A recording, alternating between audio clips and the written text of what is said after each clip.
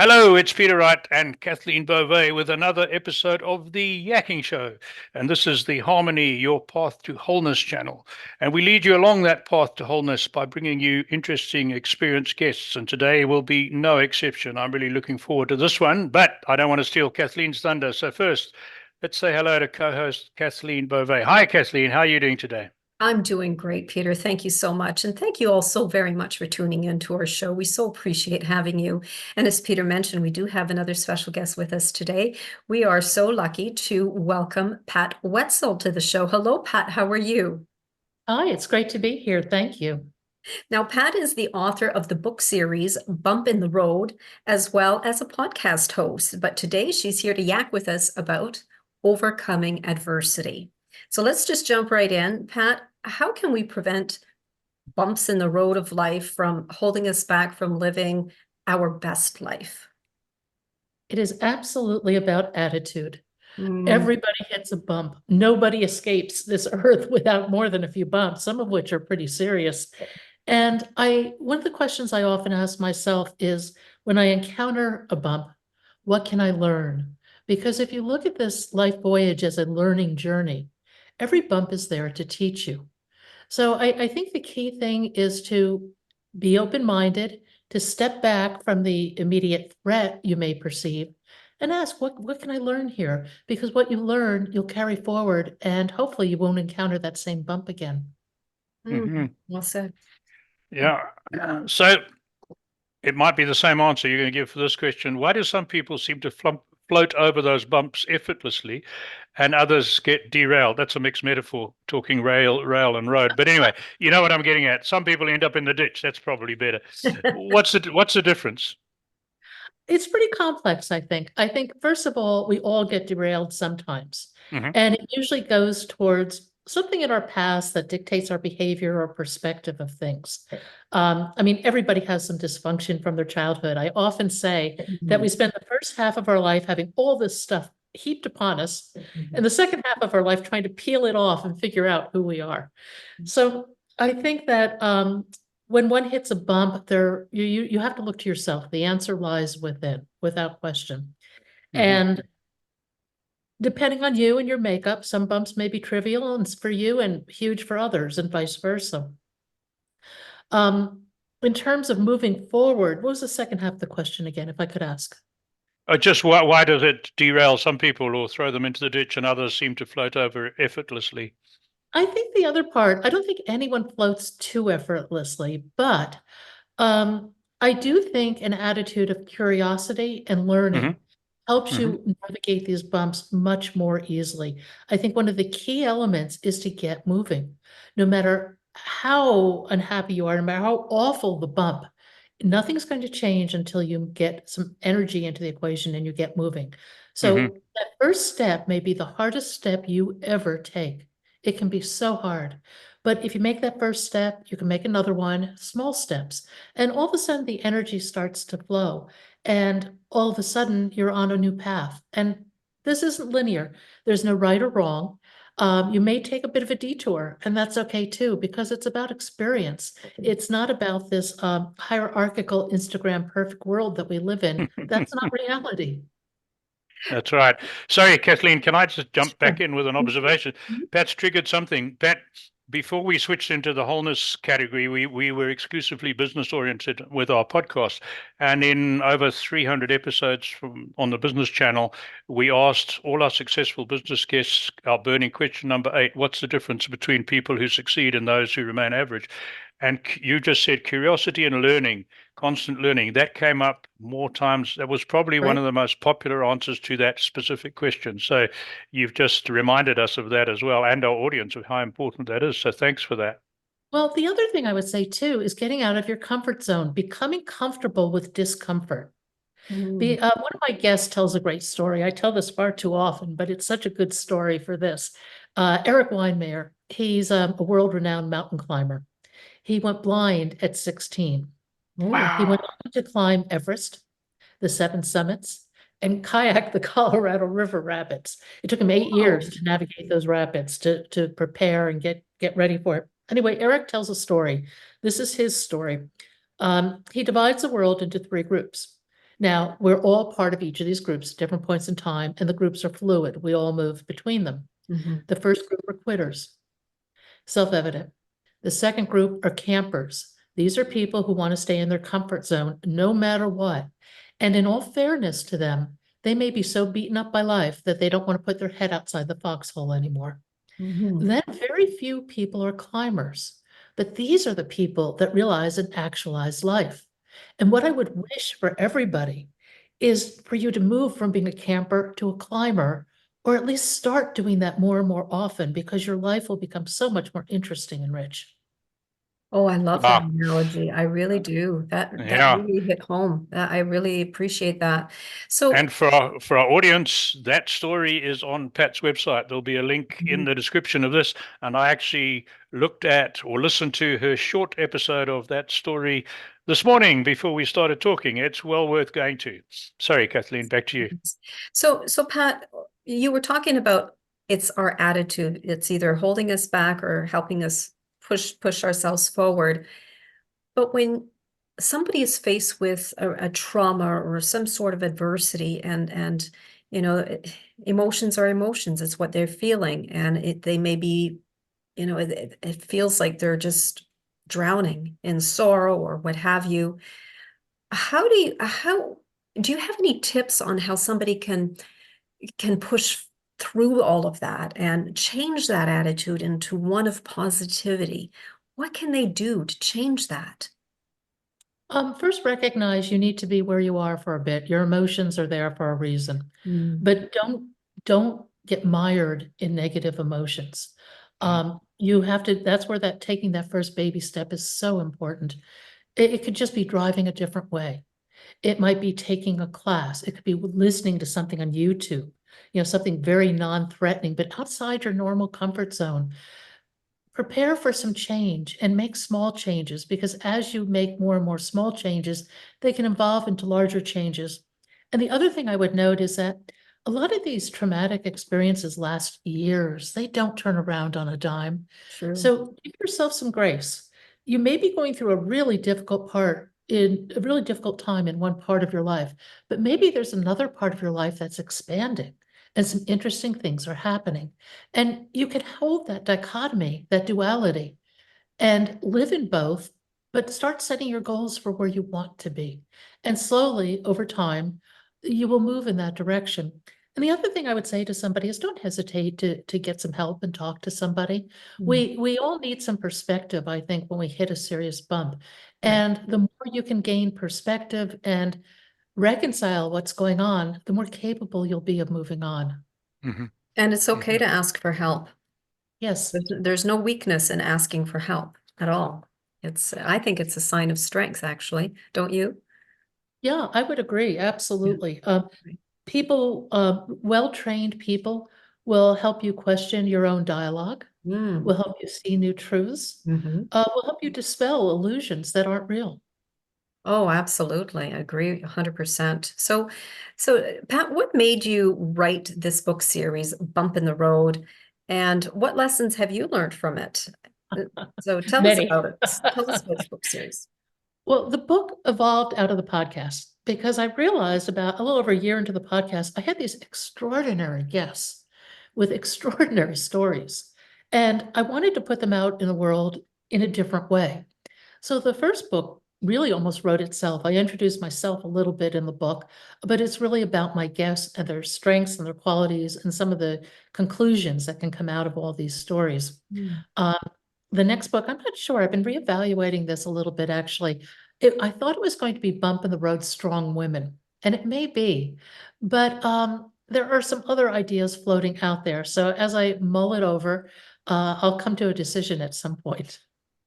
Well, Yeah, might good. I suggest, if you're going into a different direction and not just focusing on women in your next series, Pat, I would suggest you interview my wonderful colleague here, Peter, because boy, does he have a story to tell, and he's written his book about it. But oh, Well, Peter, what a story, I'll tell you. you're getting an email. I thought I might, but this show, this episode is not about me. It's about you, I Pat. know, but I just had to mention that, Pat, Peter. Well, Thank you, Kathleen. Thank you. Really appreciate that. And I've got an observation, and again, it comes a little bit from my devious mind, that when you were talking about it's okay to get help, that message is not well received by men of my generation. Let me tell you. When I was going through all the crap we went through on many occasions, the last thing on my mind was asking anyone else, any professional, for help. I did talk to people who were going through the same sort of thing as me and learn and get support from them. But the idea of going to a professional was just a no-no. It's a generational thing, and it holds a lot of men back. I'm the first to admit that. So I appreciate both of you ladies reinforcing that. So slightly different direction, Pat. Do you think that the ability to build resilience increases incrementally as one overcomes one challenge or hurdle or bout of adversity and gets back to something like normal? Is one better placed then for the next episode? I think so. One of my guests, Martha McSally, who was the first woman to fly in combat for the Army, I think it was for the Air Force, forgive me. She said, courage is a muscle. The more you Mhm, use it, the more you mhm, build it. And I think that applies to things like resilience. mhm, I think the other piece is learning to step back. One of the things I say is take this bump, tell your story three different ways. Tell it from a perspective of anger, of mhm. gratitude, of love, of curiosity. Name your perspective. All of a sudden, you start to see it is only a story. You get to tell it however you want. And it's not black and white, it's very gray usually. And I think that when you start to recognize that, it helps you move forward. And again, moving forward is always baby steps, and that's how you build resilience. You don't go into the gym on the first day and become a bodybuilder. It Mhm. just doesn't work that way. That's right. That's right. Just leading on from that, do you think, and I'm thinking about you taking risks in your soaring 30,000 feet above Mount Cook, for instance, um, and I ran ultra marathons, as a picture behind me there. Do you think overcoming physical adversity and facing the fear in physical challenges also helps you build that resilience for life's challenges in general that might not be physical? Do you think there's a correlation? I think there's a huge correlation, and I think sports are really important in terms of building. It can be individual strengths, it can be, collective strengths on a Hmm. team, depending on what you're doing. I think sports are a great metaphor because we all understand a sport. Hmm. And I think from that, you can draw a lot of wisdom that is absolutely applicable to the rest of your life. Absolutely. When I was going through some really bad parts, which we won't go into now, one of the things that kept me going was thinking back to that first ultramarathon. Well, I did many, but thinking when I was feeling really tired and absolutely finished, all I had to do was put one foot in front of the other. And if I could just keep doing that, I'd hit the finish line, you know. And yes, it was going to be painful, but I'd get there. And that helped in the other situations tremendously, that experience. So thanks for that. Mhm. Kathleen, back Yeah, to you. I tell a story in the book if talking about patience, but it's the same thing. I was flying in a racing camp. I had no business being there, but I was in this racing camp, and we all split up and we went out and we all got lost. And I was more lost than most. That's not unusual. This is in the days before GPS. But at any rate, I'm losing altitude in this valley. I called it the Valley of Sink. No matter what I did, I could not find any lift. And I'm usually pretty good at staying aloft. So I see a school. I come down over the school roof and it has one of those black tar roofs, right? Right. So I'm not looking to land on this and I can't make it to the fields. There's no big soccer field. I mean, I am not in a good situation, but I turn around on that roof and the first turn, I lose 45 feet. Then the plane stabilizes. I circled around hoping that some warm bubble of air would burst off that roof. 40 minutes around and Wow. around and around. And all of a sudden, boom, a thermal kicked off and I rode it up to 6,000 feet. Whoa. Wow. Oh, So it's kind of a metaphor for perseverance. Absolutely. Hey, amazing. wow, that's incredible. Well, Yeah, yeah. I know we talked about attitude, but when you were talking to your guests, is there a common element on how people navigate bumps in the road? Do you see a common thread there? Yeah, I think there are a lot of common threads, actually. Um, Certainly a willingness to get out of your comfort zone is part of it. Right. A willingness to challenge your beliefs, and that may mean Mm. challenging your very identity, which is really terrifying for a lot of people. But I Absolutely. think the people who are most successful are willing to take on these sorts of challenges. I think gratitude is a big piece of the equation. Mm. I think there's also an element of surrender, Mhm. that there are some things you can't fight. And as you surrender, maybe that resistance that you have starts to dissipate and you can see a new way forward. Wow. Mm. Very, Excellent. very true. What about parenting? Do you think that parents of, children of parents who allow them to take risks develop resilience earlier in life and are better able to cope with challenges than children of helicopter parents who mollycoddle them and cosset them all the time? My inclination is to say yes. I am only the parent of quadrupeds, and they are spoiled rotten. So I'm a helicopter parent when it comes to my pets. But I think, yeah, early on, the ability to let kids fail, let Yeah, them figure it out. And that's another great role of sports, in my opinion. sure. Um, you learn all these mini lessons along the way, and they are very applicable to the real world. I know growing up, my family traveled a great deal. I got totally lost in Paris one year as a kid. Don't even ask me how old I was. I was young. But I coped. I figured it Hmm. out. I figured it out. I could get to the metro. I could look at the map. I could figure out how to get back.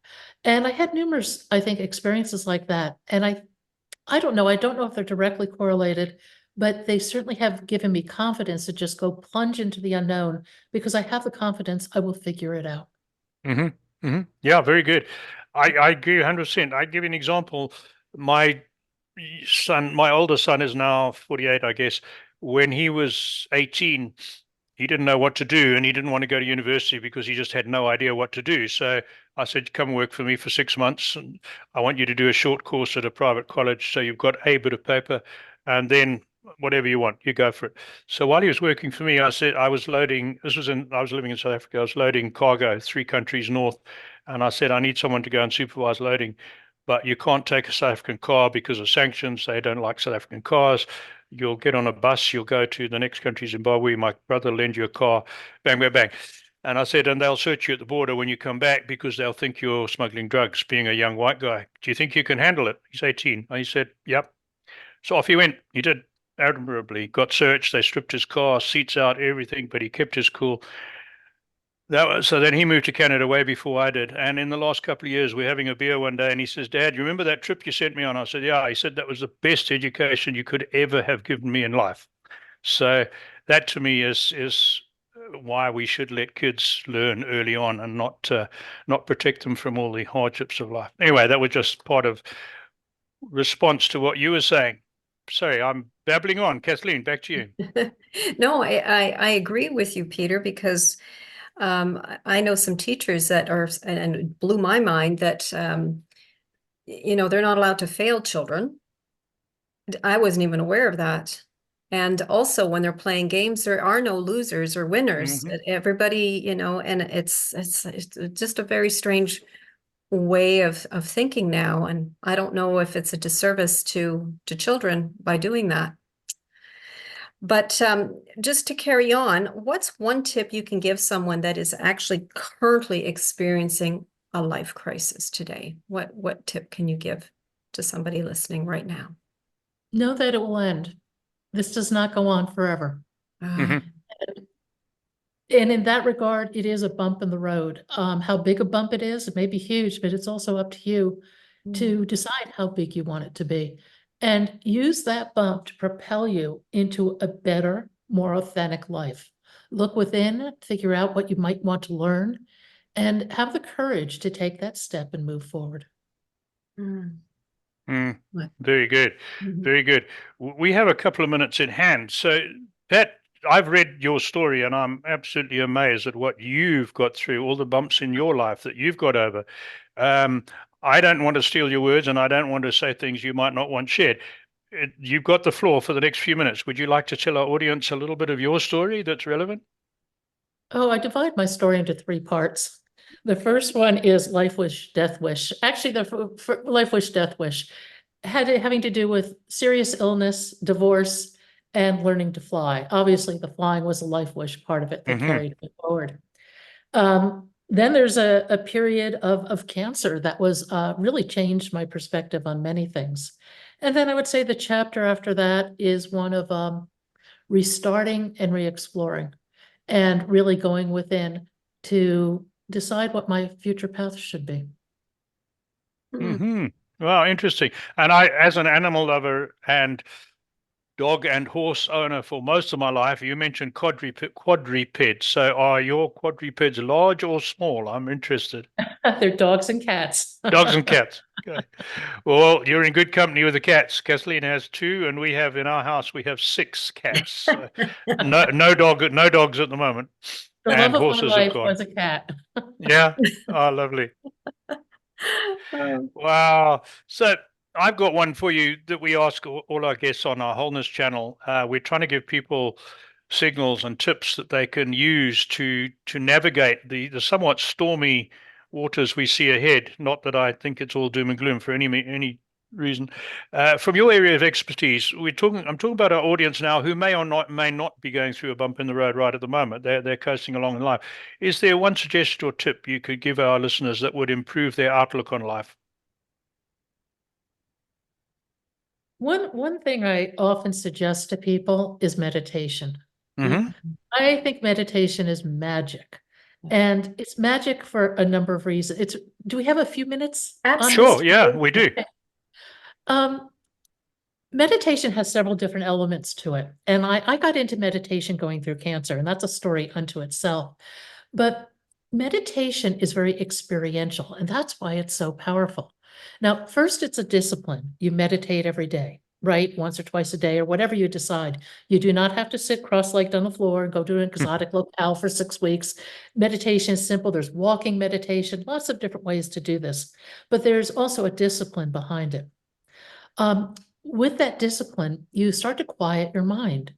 And when your mind gets quiet, you can observe your thoughts. That is remarkable.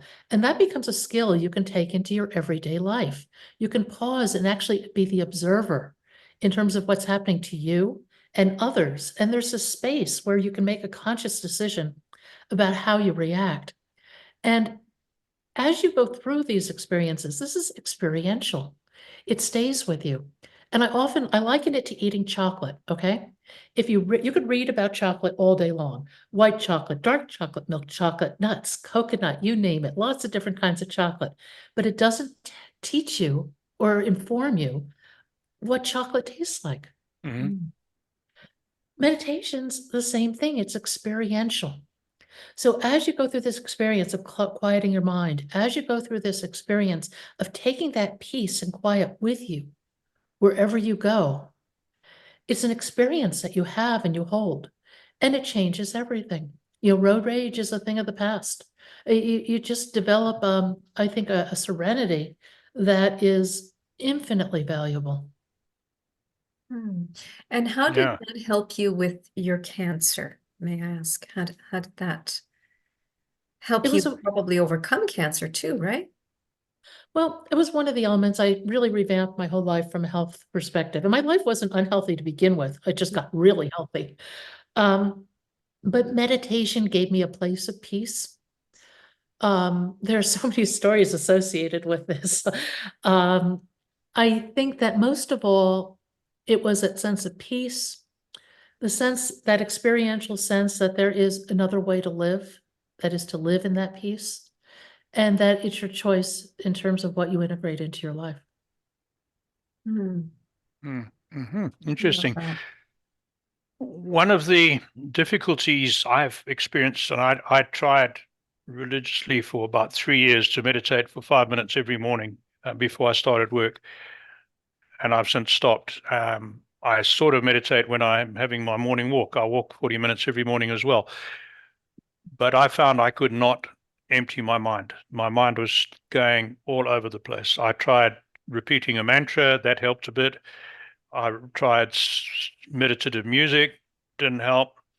So eventually I gave up. So and I know from talking to many people, they have the same experience. They cannot Yep. still their mind. How do you manage that? I got into transcendental meditation, which uses a mantra. Hmm. Uh, and I've been meditating for probably close to 15 years now. Okay. So for me, it's become habit, but I still have times where my mind is busy. And that's where the discipline piece of it comes in. I can recognize my mind is busy. I can recognize I'm not being still, and I can work on getting my mind still. I mean, it's a practice. Nothing's perfect. You have to do this again and again. A lot of people say that they cannot get their minds still, but I bet maybe when they're knitting, maybe when they're gardening, maybe when they're out in nature, they experience that stillness. Hmm. That's meditation too. So I think that there is an avenue into meditation for everyone. It's going to take practice to find it. And you can meditate on a topic. Think about walking a labyrinth with a Hmm. topic in mind. I think labyrinths are fascinating for Yeah. meditation. Um, so don't get stuck in that visual of, No, sure. sitting on a deck overlooking, the jungle and the water and everything. There are lots of ways to integrate this in a very practical way into your everyday life. Okay. Mm. So I get that when I'm walking. I get to that calm, not worrying about my mind's not occupied on business or day-to-day stuff. It does go different places, but they're all calm and peaceful. So yeah, okay, I get it that way. Oh, thank you for that. And Uh, you're probably meditating and not even, consciously aware that you're meditating, right? Because you've right, entered a space where you've quieted your mind and you're at peace sure. and you're allowing your thoughts to just flow to whatever it is. Or no thought. Pardon I me? was able to drop into no thought pretty quickly. No I don't know thoughts. why. Yeah. But and I don't have it all the time, but it's been an absolute blessing to have that space. Yeah. Mm, mm. What I did find is having the ability to still my mind, even if I can't get rid of all the thoughts.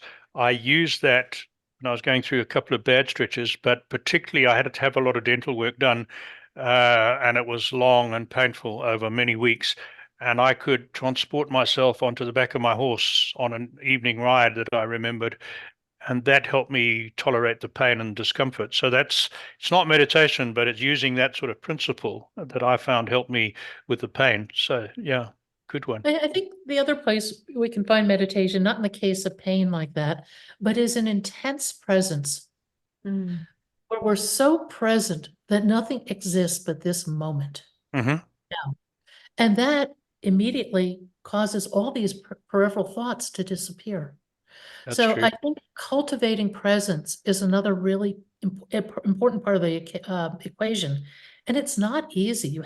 I think you have to work at this. Now, sometimes you get into that flow. Maybe it's writing, maybe it's flying, maybe it's walking. And that it's just a gift that comes together. But I would say learning to be aware and cultivate presence is a big Hmm. piece of the equation too. Right. Thanks, Pat. Wow. Good. Kathleen, back Well, to you. yes, and we are almost out of time, Yeah. Pat, but what a pleasure having you on the show. We're going to have you back. But how do people contact you? The best place is bumpintheroad.us. We're on all major podcast platforms, YouTube, Substack, and all the information is on the website, bumpintheroad.us, including information on the book and links to Amazon. Fantastic. Excellent. And from me, again, Pat, thank you so much for coming on our show. Been really good, and I'm enjoying reading your stories on your website. And again, encourage everyone to go and have a look at some of those stories. It'll really make you think. So thank you. Thanks to the audience for listening. And we've had another really interesting guest today. So to make sure you don't miss out on future guests coming and we have a lot of interesting guests lined up, sign up for our newsletter. Hop onto our website, theyakkingshow.com. Hit the purple button at the top or bottom of the page. We only send you one email a week. We just tell you who's on this week and who's coming next week. That's it. Thanks, Pat. Bye from me. Back to Kathleen. Well, thank you all so very much for tuning into our show. Thank you again, Pat. And if anyone is interested in being a guest on our show, please visit us at theyakkingshow.com. All you need to do is click on the contacts tab where you will find a short application form, and we'd love to hear from you. So until next time, take care, everyone. Bye-bye. Bye.